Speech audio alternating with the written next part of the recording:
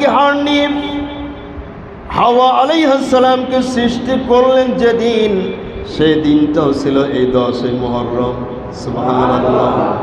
এমনকি আদম আর হাওয়াকে পৃথিবীতে পাঠালেন যেদিন, সেই দিনটাও ছিল 10ই মুহররম।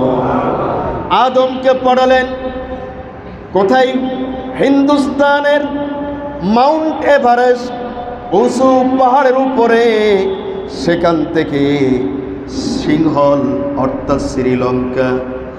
আর হাওয়া চলে গেলেন আর একদিকে, একজন উত্তর দিকে আর একজন দক্ষিণ দিকে। ওই যে গন্ধম ফল গাছের নিকটে যেটা আল্লাহ নিষেধ করেছিলেন, শয়তানের প্ররোচনায় প্রথমে হাওয়া কর্তৃক তারপরে দুইজন অপরাধ করে ফেললেন। আল্লাহ পাক বললেন, লা তাকরাবা হাযিহিশ শাজারাতা ফাতাকুনা মিনাজ জালিমিন। খবরদার ওই গাছের নিকটে যাবা না, তাহলে কিন্তু তোমরা জালিমদের অন্তর্ভুক্ত হয়ে যাবা। শয়তান বলল, আদম আর হাওয়াকে বলল কিভাবে প্রশ্ন করা যায়। একেবারে পীর সাহেব সেজে আসলো আর বলল, কসমাহুমা আন্নী লাকুমা লামিনান নাসিহিন। আমি তোমাদেরকে উপদেশ দিচ্ছি, আমি তোমাদের কল্যাণকামী মাত্র, তোমাদেরকে ধোঁকা দিতে আসি নাই। যেহেতু আদম আর হাওয়া ইতিপূর্বে কারো দ্বারাই প্রবঞ্চিত হন নাই, প্রতারিত হন নাই, সুতরাং ধোঁকা কাকে বলে তারা জানতেন না। ইবলিস বলল যে তোমরা আজীবন কি জান্নাতে থাকতে চাও? কে না থাকতে চায় জান্নাতে? পরিচিত জায়গা। ইতিমধ্যেই জান্নাতের সর্বত্র বিচরণ করার অনুমতি দেওয়া হয়েছে, শুধুমাত্র একটু ব্যারিকেড দেওয়া হয়েছে, ওয়াইলা তাকরাবা, নিকটবর্তী হয়েও না। কিন্তু শয়তান বলল, তোমরা কি জানো আল্লাহ কি জন্য নিষেধ করেছেন? তখন বলল, না জানি না। নিষেধ করেছেন এই জন্য, তোমরা যদি গন্ধম ফল খাও চিরদিন তোমরা জান্নাতে থাকতে পারবা, না খাইলে আল্লাহ তোমাদেরকে এখান থেকে বের করে দেবেন। ভুল কথা বলে জান্নাতে থাকার লোভ নিয়ে তারাও ওই কাজটি করে ফেললেন। পোশাকগুলো খুলে পড়ে গেল। আদমকে ডাকলেন, লজ্জায় তিনি আওয়াজ করতে পারলেন না। পৃথিবীতে অবতরণের পর 300 বছর পর্যন্ত হযরত আদম আলাইহিস সালাম আকাশের দিকে তাকান নাই লজ্জার কারণে। 300 বছর পর্যন্ত আসমানের দিকে তাকালেন না।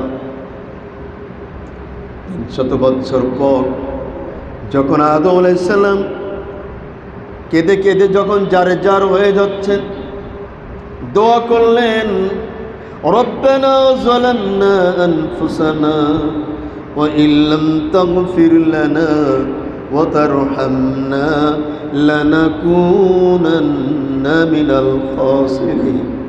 আয় আল্লাহ, নিজের নফসের উপরে জুলুম করেছি, যালামনা আনফুসানা, জুলুম করেছি নিজেদের উপরে, ওয়া ইল্লাম তাগফির লানা, যদি আমাদেরকে ক্ষমা করে না দাও, লানাকুনান্না মিনাল খাসিরিন, অবশ্যই আমরা ক্ষতিগ্রস্তদের মধ্যে নিমজ্জিত হয়ে যাব। ইবলিস অহংকার করল, আবা ওয়াস্তাকবারা ওয়া কানা মিনাল কাফিরিন, অহংকার করল, নত হলো না, বিনীত হলো না, বিনয় প্রকাশ করলো না। কিন্তু আদম আলাইহিস সালাম তিনি কাঁদতেই থাকলেন। অবশেষে এই দোয়ার প্রেক্ষিতে আল্লাহ পাক যেদিন মাফ করে দিলেন, সেই দিনটাই ছিল 10ই মুহররম। দুইজনের মধ্যে আবার আল্লাহ পাক যখন আবার পরিচয় ঘটিয়ে দিলেন, আবার মিলন ঘটিয়ে দিলেন, যেই ময়দানে হাজী সাহেবরা মসজিদে নামিরায় যাওয়ার পথে ওইখানে একটুখানি কেউ বা দোয়া করে, ওইটা হচ্ছে আরাফাত পাহাড়, ওইটা আরাফাতের ময়দান। ওই আরাফাত মানে হলো পরিচয়, পরিচিতি। দুইজনের মধ্যে আল্লাহ পাক আবার পরিচয় ঘটিয়ে দিলেন, মিলন ঘটিয়ে দিলেন যেদিন, সেই দিন হলো 10ই মুহররম।